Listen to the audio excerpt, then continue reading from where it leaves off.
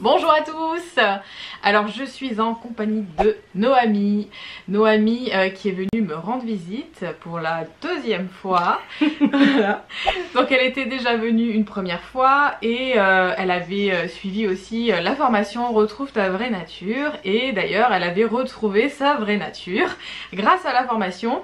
Et en fait ce qui s'est passé, c'est que tu vas tout nous raconter, tout ce qui s'est passé.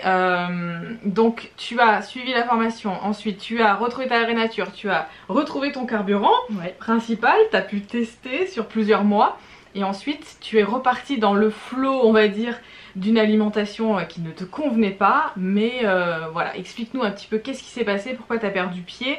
Ça va pouvoir certainement aider aussi d'autres personnes à comprendre un petit peu leur vraie nature et pourquoi, et peut-être nous expliquer un petit peu aussi ton enfance. Qu'est-ce qui s'est passé? Tu mangeais pas non plus ton carburant à ce moment-là? Depuis le début, en fait, j'étais sur des céréales à fond. Et très jeune, je me souviens d'une photo de moi où j'avais peut-être 7 ans ou 8 ans, j'avais déjà le ventre gonflé. Et j'étais déjà dans des énervements à l'heure du goûter, où j'étais énervée. Ma mère m'a toujours dit: ah oui, dès que c'était l'heure du goûter, et toi t'étais énervée, fallait pas te parler avant que t'aies mangé. Bon, soit ça peut être normal, mais sauf que moi c'était surtout parce que je savais que j'allais manger des céréales, et c'était ça à chaque repas, matin, midi, soir, goûter, il y avait des céréales tout le temps.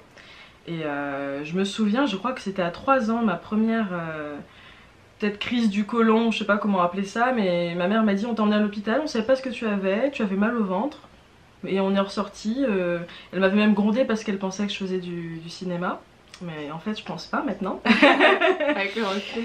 Donc voilà, il y a l'âge de 3 ans, après 7 ans, quand je retrace toute mon histoire, en fait au final je me rends compte que c'était plutôt normal que je sois pas bien avec les céréales. Voilà. Ouais, donc en fait déjà dans ton enfance tu mangeais pas les bonnes choses qui te convenaient à toi. Alors est-ce que quand tu mangeais comme ça, déjà t'avais pas d'énergie, t'étais fatiguée, 2, ça provoquait des soucis au niveau gonflement au niveau du ventre, etc. Et puis tu prenais du poids. Et la fatigue chronique aussi. Et la fatigue. J'ai toujours été fatiguée dans ma vie. Enfin, les seuls moments où j'ai été en forme justement, c'est après le programme, ou même pendant le programme, où je me suis réhabituée à manger autrement et d'une façon qui me convenait. Et là, rien qu'un exemple simple, ce matin, je me suis réveillée après 4 jours chez Céline et Pierre, et j'ai eu envie de faire du sport. Ça m'est pas arrivé depuis à peu près 6 mois. Avant c'était oh, se réveiller. Là c'était ah, tiens, je me réveille. Ah, si j'allais faire du sport, oui. Alors pour retracer un petit peu ton histoire, parce que c'est vrai qu'il y a des personnes qui ont peut-être pas suivi, voilà. Donc tu as eu ce souci là dans ton enfance. Ensuite ça a suivi pendant ton adolescence. Ah oui. Et oui, alors maintenant. À l'adolescence, ce qui a été difficile, c'est que je savais plus quoi faire pour perdre du poids, puisque je faisais du sport, mais j'avais toujours ces difficultés à digérer certains aliments, mais je savais pas lesquels, parce que je me posais pas vraiment la question. Donc je me suis dit bon, je vais faire des régimes. Donc j'ai fait des régimes hyperprotéinés, mais je me suis dit bon, je vais quand même aller voir un psy pour m'interroger sur pourquoi j'ai ces addictions à l'alimentation, etc. Un peu trouble du comportement alimentaire. Voilà, c'est ça en fait, depuis longtemps, parce que quand je me souviens, dès le collège, mes goûters, c'était une baguette de pain avec du Nutella. Une baguette, pas une demi, parce qu'au début je coupais la demi, puis au final je mordais des petits bouts, puis en fait j'avais fini la baguette. Comme moi. Voilà, si après je prenais pas encore un yaourt, etc. Donc c'était ça tout le temps, et ça m'a suivi jusqu'au lycée. Après j'ai vu une naturopathe à l'âge de 18 ans. 19 ans, 18 ans, avec qui j'avais enlevé le gluten et le lactose, ça avait bien marché, mais j'avais toujours les mêmes problèmes d'addiction à la nourriture parce que je mangeais toujours beaucoup de céréales, et même avec des glucides très élevés. Ça, je le savais pas encore, les indices glycémiques, j'avais pas du tout la notion de ça. Et j'avais des petits déjeuners, par exemple, galettes de maïs ou galettes de riz avec purée d'amande et miel. Sauf qu'elle me disait d'en manger 3, mais moi j'en mangeais 10. Et encore j'étais pas calée. Et t'étais pas rassasiée. Ah non. Je me disais bon, là ça fait un peu trop parce que c'est quand même cher la purée d'amande, alors on va se calmer. Mais sinon j'aurais pu en manger jusqu'à plus soif. Ouais, c'est à dire que là en fait ton trouble du comportement alimentaire, tu l'avais pas expliqué. Moi aujourd'hui, avec ta nature, je t'ai expliqué pourquoi ça. Donc tu as suivi le programme, tu l'as suivi en tout pendant combien de temps? Vraiment 3 mois. À partir de 4 mois j'ai commencé à faire des petites 4 mois, j'ai fait des petites sorties du programme, on va dire. Mais ça se passait bien parce que j'ai gardé le sport encore, donc pour le mental, ça aidait. Mais petit à petit, j'arrivais plus à aller au sport parce que j'étais fatiguée. Donc j'allais de moins en moins au sport et je recommençais à prendre du poids alors que j'étais trop contente parce que tout le monde disait ah t'as minci, t'as l'air en forme, j'étais là oh oui super. Mais en fait ça n'a pas duré longtemps parce que à force de faire des écarts, d'aller à des soirées, de boire de l'alcool parce que l'alcool c'est du sucre. Donc se réveiller le lendemain, avoir envie de faire un brunch avec des croissants, enfin des choses qui moi me conviennent pas. Ça peut peut-être convenir à des gens mais moi en tout cas non. Non, c'est ce qu'on dit par rapport à retrouve ta vraie nature, c'est-à-dire que t'as un profil vraiment très particulier qui ne tolère quasiment pas les glucides. Voilà, c'est ça. Donc on est tous différents. Il y a une période de ta vie aussi où tu as voulu tester le frugivorisme, le high carb, le 18-10-10, à manger 90-10, c'est-à-dire 80% de glucides, 10% de lipides et 10% de protéines. Et est-ce que tu peux nous expliquer, parce que c'est quand même très important, je pense que pour certaines personnes qui vont regarder cette vidéo, de comprendre pourquoi le fonctionnement, etc. de certaines personnes n'est pas du tout le même en fonction de qui on est. Donc toi, une grosse assiette de riz, ça fait quoi chez toi? Ça fait de la constipation, des ballonnements, du reflux, qu'est-ce que ça fait d'autre? De la fatigue, et après, 2 heures après, c'est déprime. Déprime totale. Je mange du riz, je suis déprimée 2 heures après quoi. Et au niveau de ton mental, comment tu te sens dans ton cerveau? En fait ouais, je me sens un peu embrumée du matin au soir quoi. Je me réveille le matin, on va se recoucher. T'as l'impression d'être collée en fait. Ouais voilà, je le sens et même je l'ai senti ça dans ma transpiration, que j'ai la peau qui colle. Et ça te gratte aussi, j'avais la peau qui collait plus quand je mangeais du riz toute la journée, enfin matin et soir, enfin midi et soir, que quand j'en mangeais pas ou peu, ou enfin voilà, il y a vraiment l'idée de colle, elle est vraie quoi, c'est pas juste un mot, c'est dans les intestins, dans la tête, dans le corps, partout. On est englué, voilà, des systèmes comme les nôtres, parce que finalement on a le même tempérament toutes les deux, voilà, on n'est pas du tout adapté à ce genre d'alimentation. Il y en a certains, ça leur convient très bien, et voilà, on peut voir grâce à des questionnaires, etc., qui on est grâce à ça, et donc du coup se dire attends, pourquoi lui ça marche alors? Et c'est pour ça que souvent on fait un petit peu une guéguerre entre les glucides et le gras, et j'en parle beaucoup dans mes vidéos sur ma chaîne, etc., pour vous dire et vous faire comprendre qu'on est tous différents. Donc là l'exemple type, c'est vraiment bien d'avoir des exemples concrets et qui peuvent expliquer aussi les phénomènes, qu'est-ce qui se passe dans le corps. Tout ce qu'elle me dit, je l'ai vécu parce que moi aussi, quand j'étais ado, je mangeais quasiment que des glucides à IGO aussi, et mélangés à du gras. Donc ça, c'est le mélange détonnant, le pire des mélanges qu'on puisse faire. Autant il y a des choses où chacun va prôner un petit peu son truc, non c'est le gras, non c'est le sucre, etc. Autant il y a un truc où là vraiment je suis complètement d'accord, c'est qu'il faut choisir sa source d'énergie. Soit je fonctionne sur les lipides, soit je fonctionne sur les glucides. Les deux en même temps, ça ne marche pas. Ça perturbe complètement la glycémie. Et c'est grâce à ça aussi que tu as pu comprendre comment fonctionnait la glycémie. Parce que sa glycémie ne fonctionne pas bien du tout. Voilà. Elle a une glycémie, une insuline surtout qui est complètement instable. Donc un petit peu trop de sucre dans son sang et c'est terminé. Elle est fatiguée. Le pancréas ne cesse de sécréter tout le temps de l'insuline parce qu'en fait il ne peut pas rentrer dans la cellule. Donc elle est fatiguée parce qu'elle n'a pas l'énergie, hein, les glucides chez elle ne rentrent pas et l'énergie elle est au ras des pâquerettes et dans les chaussettes. En plus de ça, tu vas gonfler, faire de la rétention d'eau énormément dans les bras, dans les jambes, dans le ventre et c'est quelque chose que tu ne digères pas, qui va faire stagner ta lymphe aussi et du coup qui fait que t'as plus envie d'aller faire du sport, t'es déprimé, t'es fatigué et t'as des troubles du comportement alimentaire. Et les allergies le matin. Et les allergies, voilà. Où elle éternuait tous les matins sans arrêt.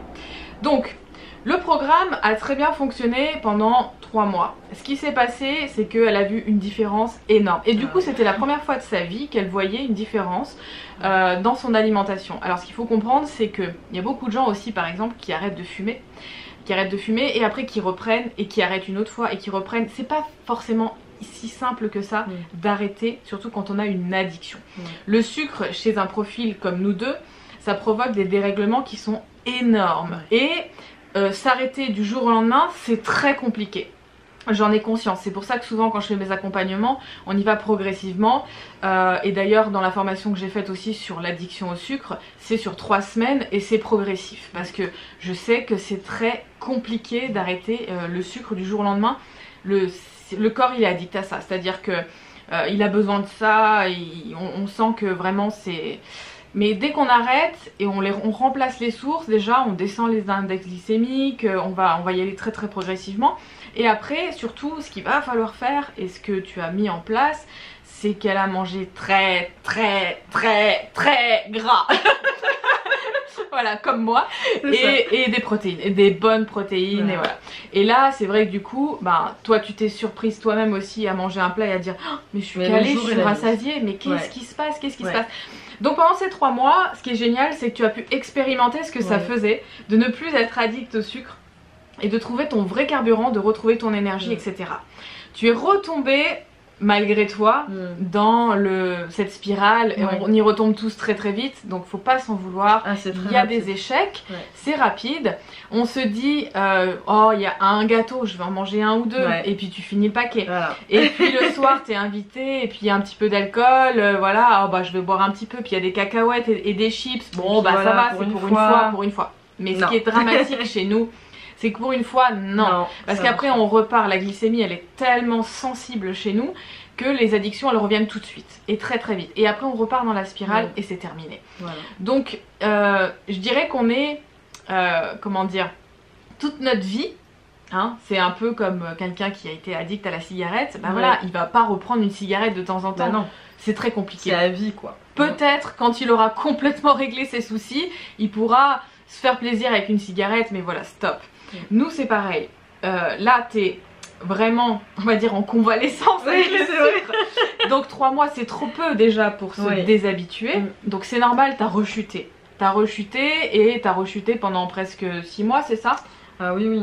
Voilà. Ah ouais, ça a duré longtemps. J'étais un peu dans le déni parce que je me suis dit, j'avais fait tellement d'efforts pour me motiver à manger comme ça pouvait me convenir. Et je me suis dit, ah mais là, est-ce que je vais pouvoir, est-ce que je vais trouver la force? Parce que j'étais déjà fatiguée. Je m'étais déjà fatiguée. Bon, une fois qu'on est soit trop sorti avec trop d'alcool, enfin en tout cas pour moi, qu'on a dépassé les limites au niveau de la glycémie, c'est dur de réfléchir. Après t'es embrumée, hein, c'est voilà, ça. C'est ça. Alors, c'est-à-dire qu'après, à un moment donné, elle était plus lucide. Voilà, t'es plus lucide sur ce que tu fais, t'es tellement fatiguée que t'as même pas envie de t'en sortir, et c'est tellement plus facile d'ouvrir un paquet de gâteaux, un paquet de chips, etc. Et puis de dire oui au croissant qui passe et de dire merde. Je sais comment ça se passe. Hein.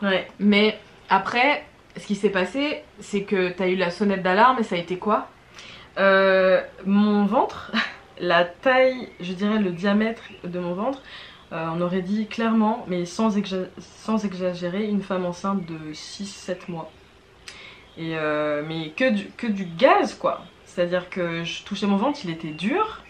Et j'étais là, mais comment... Je me reconnaissais même pas dans la glace, parce qu'encore on peut avoir du ventre. Enfin, moi je sais que j'ai toujours eu un peu de gras sur le ventre, et avec le sport, etc., ça m'aide à faire partir. Mais par contre, l'air que j'avais dans le ventre, puis la fermentation, c'était énorme. Il y a des pantalons que je peux plus mettre. Je passais mon temps à mettre des t-shirts amples, etc. pour cacher mon ventre parce que je me reconnaissais même pas quoi. Donc là je me suis dit il y a un problème. Il y a un problème parce que j'arrive plus à faire du sport, je dors mal, j'arrive pas à manger comme je veux, je suis tout le temps énervée, en colère au moment de manger. Je retombais un peu dans les mêmes symptômes qu'avant quoi. Donc là je me suis dit il faut faire quelque chose. Oui, puis en plus t'as beaucoup de pita. Un pita c'est un très gros mangeur aussi, il a besoin de grosses quantités. Sauf que quand il mange pas le bon carburant, quand on a son profil, ça peut être dramatique. Parce que les glucides ne rassasient pas dans notre cas. On peut en manger des quantités industrielles, ça ne nous fera rien du tout à part nous épuiser. C'est ça. Voilà. Donc notre carburant c'est pas du tout ça. Pour nous c'est des brindilles dans du feu. Voilà. Notre corps ne sait pas l'utiliser. Contrairement aux graisses qui sont vraiment un carburant qui nous convient beaucoup mieux, et aux fibres. Les fibres aussi, on a vu ensemble, c'est hyper essentiel pour des profils comme les nôtres. On doit manger beaucoup de fibres, mais attention, pas tous les fibres. Hein, voilà. Hein, on fait vraiment un travail là-dessus sur certaines fibres, de manière de cuisiner, etc. C'est important aussi la manière de cuisiner, et c'est ce qu'on a vu ensemble. Donc ce qui s'est passé, c'est qu'au bout de 6 mois, fatiguée, en fait t'avais plus la force de t'en sortir toute seule, donc du coup tu m'as dit écoute je reviens et remets-moi sur pied, j'ai compris, ça y est j'ai compris, c'est bon, j'ai testé, j'ai tout testé, j'ai compris, hein, j'ai testé le côté positif et j'ai vu ce que ça faisait de retomber dans la mauvaise alimentation et le mauvais carburant, donc maintenant je veux juste retourner à la normale. Donc on a refait ensemble, on a fait la cuisine ensemble, je lui ai montré plein de choses, je lui ai expliqué comment elle allait cuisiner maintenant, comment elle allait s'organiser aussi pour les courses, parce que beaucoup de personnes ici c'est une question d'organisation. Ah oui. Et de manière de cuisiner, ça je peux comprendre, donc il faut anticiper. Toujours. Des profils comme les nôtres, faut toujours anticiper, il faut toujours avoir de la nourriture parce que sinon c'est dramatique. Donc voilà, faire du gros repos digestif aussi chez nous. C'est important, laisser un petit peu du repos digestif, etc. Et le fait de manger beaucoup de fibres, beaucoup de gras, ça nous laisse très longtemps sans avoir faim. Plus de 6 heures, on peut rester sans manger, donc c'est parfait. Ce qui est l'inverse de l'autre profil, attention, l'autre profil il doit manger pratiquement toutes les 3 heures, il doit manger très peu de gras. Enfin voilà, on est vraiment tous différents et c'est là où c'est hyper important de comprendre la différence entre chacun. Et donc du coup au bout de ces 3 jours, alors qu'elle est arrivée, le ventre c'était hyper gonflé, elle allait plus aux toilettes parce que ça c'est pareil aussi, la constipation, quand on mange pas le bon carburant on est très constipé. Et aussi il y a un phénomène qui s'est passé, c'est que tous les matins t'étais congestionné du nez et tu te mouchais et allergie, elle éternuait. Donc le premier jour est arrivé, c'était mouchoir sur mouchoir, congestion, jusqu'à midi, grosse congestion. Ça grattait dans la gorge, ça grattait partout, voilà. Et au bout de 3 jours, terminé. Ah bah là, en fait, moi-même j'y croyais pas. Je me suis dit bon, je vais rester que 4 jours, je vais pas trop voir d'effet, mais au moins ça va me motiver. En fait, déjà dès le matin numéro 1, c'est-à-dire que je suis arrivée en après-midi, j'ai fait une nuit, et dès le premier matin, je suis arrivée, déjà mon ventre avait diminué de taille. Je suis là, bon, ça fait à peine une demi-journée que je mange ce que je dois manger, il y a déjà des effets. Et sur les 4 jours où je suis restée, j'ai plus de ballonnement, mon ventre est revenu à la normale. C'est quand même dingue, j'aurais dû mesurer les centimètres, je l'ai pas fait, mais bon je prendrai une photo après parce que c'est quand même assez impressionnant.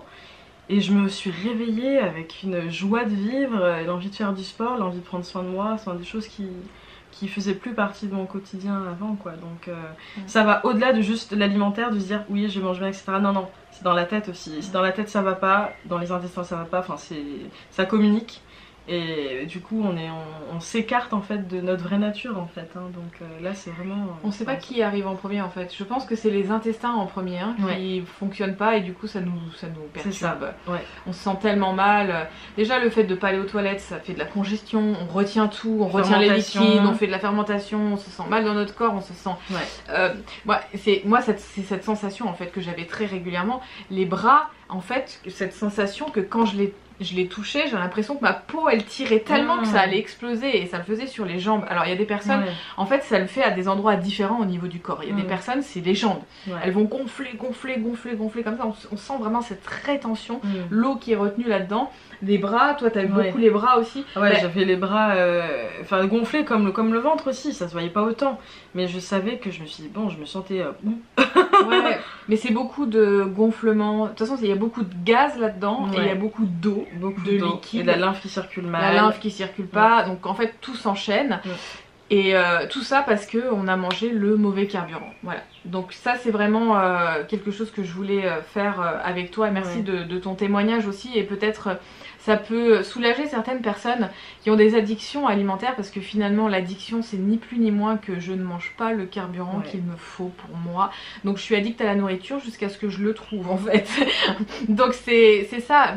Le riz, les pâtes, les pommes de terre, etc. c'est pas notre carburant à nous deux. Voilà. Nous on va manger ça, on peut en manger des quantités industrielles, il se passera rien. À part nous flinguer. À part la déprime. À part être fatigué, flingué, voilà. Ce qu'il faut bien comprendre c'est ne lisez pas des choses pour vous-même. Lisez les choses, expérimentez sur vous, je vous en parle tout le temps, c'est l'expérience sur soi. Souvent on me dit, oui mais toi t'as fait quoi comme études, et puis qu'est-ce que t'as lu comme livre, et qu'est-ce que t'as suivi comme formation. Ouais, des livres j'en ai lu des milliers, des formations j'en ai suivi plein, mais ce que je retiens le plus, moi personnellement, pourtant j'ai des diplômes, j'ai tout, mais je m'en contrefiche, c'est mon expérience dans mon corps et à chaque fois je note tout. Et ce que je conseille beaucoup aussi, c'est de prendre un bullet journal, de noter chaque jour qu'est-ce qui se passe. Et si jamais vous êtes perdu, vous savez pas trop quelle alimentation vous va, regardez la journée où vous avez beaucoup d'énergie, qu'est-ce que vous avez mangé, qu'est-ce qui s'est passé, à quel moment vous n'avez pas fermenté, à quel moment vous n'avez pas eu un ventre gonflé, voilà. etc. À quel moment vous avez une peau super belle, lisse et tout. Parce que ça aussi c'est un reflet. Observez-vous, observez les ongles, observez la peau, observez les cheveux. Toutes ces choses-là, ça doit être un signe que votre corps il fonctionne bien, que votre santé elle est optimale. Votre corps il vous envoie des signaux. Moi si le matin je me réveille, j'ai pas envie d'aller au sport, que je suis fatiguée, c'est qu'il y a quelque chose qui s'est pas bien fait. J'ai pas bien dormi, j'ai pas bien digéré. Souvent tout est lié, on digère mal, donc on dort mal, donc on se repose pas bien, donc on récupère pas bien, donc les hormones elles partent dans les chaussettes. Et voilà, ça c'est vraiment pour moi la base. Donc au-delà des études scientifiques qu'on peut me donner aussi, mais moi je peux trouver tout et son contraire au niveau des études scientifiques. Ben oui, il y en a plein qui disent, voilà, le test numéro 1, ils ont mangé que des glucides pendant 6 mois, regardez, c'est génial. Bah ouais, mais moi je te montre la même chose avec des lipides. Donc, il y a un moment donné, il faut faire des tests sur soi-même. Soyez votre propre laboratoire. Il n'y a que comme ça que j'ai réussi à comprendre et à faire cette formation avec Daphné, parce que j'ai compris qu'on était tous différents. Et c'est en expérimentant aussi sur les personnes que j'ai accompagnées que j'ai vu ce qui se passait. Et quand on discute toutes les deux, on a les mêmes sensations. Et je dis mais moi aussi, mais moi aussi ça fait ça. Mais oui, mais t'as raison, mais c'est ça, mais c'est complètement ça. Mais bien sûr, moi je vois par exemple Pierre qui est notre opposé total. Quand on discute tous les trois, c'est... Alors lui, il nous comprend pas du tout. Non, non. Lui, prendre 1 kilo, c'est la croix et la bannière. Nous, prendre 1 kilo, il nous faut, mais 2 minutes. Oui, c'est ça. Enfin, voilà. Il suffit qu'il y ait un truc où on va le fermenter, faire de la rétention, etc. C'est terminé. Nous, moi, en une nuit, je peux prendre 3 kilos. C'est hyper facile chez nous. Bon, l'avantage, il faut qu'on ait des avantages, hein, c'est qu'on prend du muscle très facilement. Et on le garde. Et on le garde, voilà. On perd pas. Sauf que l'autre profil, non, c'est pas comme ça. Donc voilà. Donc si vous avez des troubles du comportement alimentaire, non, c'est pas votre faute, c'est pas la faute du paquet de gâteau, c'est pas la faute du voisin. Et c'est pas forcément psychologique non plus. Enfin, bien sûr qu'il y a une part émotionnelle dans l'alimentation, mais évidemment si on met le mauvais carburant, si on est déprimé, et forcément ça aura un impact au niveau de la psychologie. Donc je pense que s'interroger d'abord sur son assiette, ça permet ensuite de se reposer, de dire ok, maintenant au niveau des émotions, comment je peux travailler, etc. Pas travailler sur ses émotions si encore ça va pas, c'est impossible en fait. Donc ça c'est un conseil aussi à se dire ok, c'est pas forcément que je suis folle ou que je suis ainsi, je suis, se définir parce que moi je sais pas, je suis, c'est ok, comment ça se passe dans mon corps, comment je peux le faire évoluer pour ensuite prendre de temps pour moi et avancer sur mes émotions quoi. Voilà, mais il faut prendre le temps, ça se fait pas en une fois, les changements comme ça c'est long. Noémie, tu en es la preuve, voilà, tu l'as fait pendant 3 mois, t'as vu, en fait tu as vu le chemin qu'il faut surtout plus reprendre. Ouais. Et là, maintenant, il va falloir que tu sois assez forte, et en plus par rapport à ce que je t'ai donné au niveau du programme dans les assiettes, c'est énorme ce que tu peux manger, tu te fais plaisir comme jamais, parce qu'il y a aussi cette notion là, c'est-à-dire que quand on est dans notre tempérament, le côté restriction dans notre tête, c'est pas possible. Nous, on ne peut pas être en restriction. On a besoin de grosses quantités dans les assiettes, on a besoin de beaucoup manger, mais il faut manger les bonnes choses. Et à ce moment-là, on sera rassasié et on sera rassuré. Parce qu'il y a ce côté aussi où t'étais tout le temps en stress de sortir de table et d'avoir encore faim. Ah oui, à chaque repas. Hein. Chaque repas, si j'avais des amis et qui me disaient alors c'est midi, on va manger du poisson, du riz et des brocolis, je me dis ça paraît équilibré comme ça. Mais quand je regardais la quantité de riz dans le plat qu'ils avaient mis alors qu'on était 6, ça commençait à m'angoisser parce que je me disais mais alors moi du riz il va m'en falloir beaucoup plus que eux, alors si on n'a pas assez je vais avoir faim, enfin, j'avais même pas commencé à manger que j'avais déjà faim, enfin déjà faim de après le repas, c'était comme ça tout le temps quoi. Et les gens me disaient ah mais pourquoi t'es stressée, t'inquiète pas. Oui, du coup je prenais sur moi et à la fin du repas je regardais les assiettes des autres et je me disais bon, qu'est-ce qui va se resservir, est-ce qu'il va se resservir, est-ce que j'en aurai assez. Mais c'est la torture ça, à chaque repas d'avoir peur, d'avoir faim. Alors que là 4 jours ici, je mangeais à la moitié de mon plat, j'étais rassasiée déjà presque, parce que je mettais les bonnes choses dedans et j'avais pas peur et je me sentais rassurée. Je me disais ah ça fait du bien de manger et de se dire ok c'est bon. Mais t'as été même hyper surprise parce que tu regardais, à un moment t'as regardé l'heure et tu m'as dit mais attends, j'ai toujours pas faim. T'avais mangé à midi et enfin ouais, à 18h j'étais là, bon, je peux attendre encore pour manger. Oui, alors que habituellement je mangeais à midi, à 14h je commençais à avoir faim, je me disais non non Noémie, attends 4 heures, attends 4 heures, attends 4 heures. Et à 14 c'était c'était allez feu, on ouvre les vannes quoi, ouais. Il faut manger et... Mais souvent ce qui se passe aussi c'est quand on mange pas le bon carburant, on a faim 2-3 heures après, donc déjà ça c'est un signe que c'est pas le repas, il est pas fait de la bonne façon, ça c'est clair. Il faut que chez nous un repas nous tienne au moins 5-6 heures pour le repos digestif. Nous il nous faut du repos digestif, on a besoin de manger des bonnes quantités, on a besoin de se reposer, on a besoin de manger peu aussi, maxi 3 repas. Voilà, pour moi c'est l'idéal. De laisser une grande partie aussi de repos digestif, donc c'est bien de laisser toute la nuit, plus ou soit de manger très tôt le soir, pour nous c'est le top, vers 17h, 18h, je sais pour certaines personnes c'est compliqué. Alors toi t'as trouvé une petite alternative, tu te fais un gros goûter en fait. Voilà, c'est ça. Un gros goûter qui est fait pour elle, et du coup... Après, elle a plus faim. Et d'ailleurs, un matin, tu t'es réveillée et t'es venue à 11h, t'avais toujours pas faim. Ouais, c'est ça. Donc, elle me dit, je comprends pas, qu'est-ce qui se passe. Je n'ai toujours pas faim, c'est génial. Donc ça change la vie. Ça permet aussi d'apaiser un petit peu ces sensations de stress et de peur, de ne pas avoir assez mangé, de pas avoir... voilà. Donc... Il faut vraiment comprendre que tous ces troubles du comportement alimentaire, non, ce n'est pas psychologique, c'est pas un problème dans votre tête, non, c'est juste que l'alimentation n'est pas adaptée. Donc vous pouvez aller voir tous les psys du monde, ils pourront jamais vous comprendre, parce qu'eux ils vont travailler sur le psy, sauf que là c'est pas du psy, c'est juste une assiette qui est pas équilibrée de la bonne façon. Les troubles du comportement alimentaire, ils disparaissent. C'est le biote intestinal, et puis d'ailleurs c'est eux qui nous réclament parce que on a beau être hyper fort dans notre tête, c'est là que ça se passe et on se dit mais je comprends pas, je suis dirigée par une autre force qui est à l'intérieur de moi, et beaucoup de personnes que j'accompagne d'ailleurs me disent ça, me disent mais j'ai l'impression d'être possédée, mais c'est un peu ça. C'est le premier cerveau en fait, pour moi j'ai l'impression que c'est un des premiers cerveaux, c'est les intestins. Ouais, surtout au niveau de l'alimentation et des émotions quoi, si ça se passe mal là, oulala, c'est la cata quoi. Ah ouais. Donc moi je suis bien contente parce que moi aussi. on sait ce qui fonctionne parce que tu l'as fait une fois et tu l'as fait une deuxième fois ici pendant 3-4 jours. Maintenant t'as toutes les clés, tu sais tout ce qu'il faut faire, il faut juste que tu le mettes en place. La clé pour moi c'est l'organisation. C'est ça. Les courses. Parce que si tu achètes les bonnes choses, tu seras pas tenté par autre chose. Et après, au début, ça va être un peu le mental aussi de résister à ce qu'on te propose et de dire... Parce qu'il y a ce côté faible qui dit bah ça va, un pain au chocolat, un gâteau. Mais c'est comme une cigarette. Non, il n'y a pas une cigarette, c'est j'arrête la cigarette, sinon bien sûr que je vais en refumer 3 paquets. Donc voilà, c'est pareil pour le sucre entre guillemets. Il faut au moins 2-3 ans, je pense, d'après mon expérience et les personnes que j'accompagne, etc. 2-3 ans, et après, je pense qu'on pourra remanger certaines choses, mais attention. Est-ce qu'on aura envie? C'est ça en fait. Oui, mais moi quand on est bien, on n'a pas envie de se remettre mal en fait, c'est ça. Mais oui, surtout qu'en plus, t'as vu, je t'ai trouvé plein d'alternatives pour faire des trucs que t'aimes. Et je fais mes recettes. Tu peux cuisiner avec les éléments qui te conviennent à toi. Donc là, tu vas pouvoir quand même te faire plaisir, te faire des gâteaux, des crêpes, etc. Mais voilà, avec une certaine catégorie d'aliments, on est allé faire les courses ensemble. Je lui ai fait acheter tout ce qu'il fallait pour elle.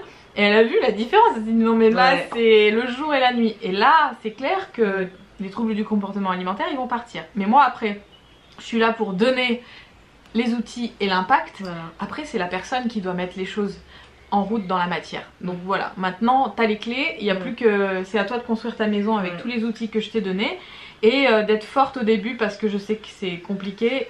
Il faut surtout pas qu'il y ait un moment de faiblesse et que tu retombes dedans, parce que c'est là où on retombe dans les travers, dans les petits moments de faiblesse où on se dit oh, j'ai besoin de douceur et machin, et là c'est terminé.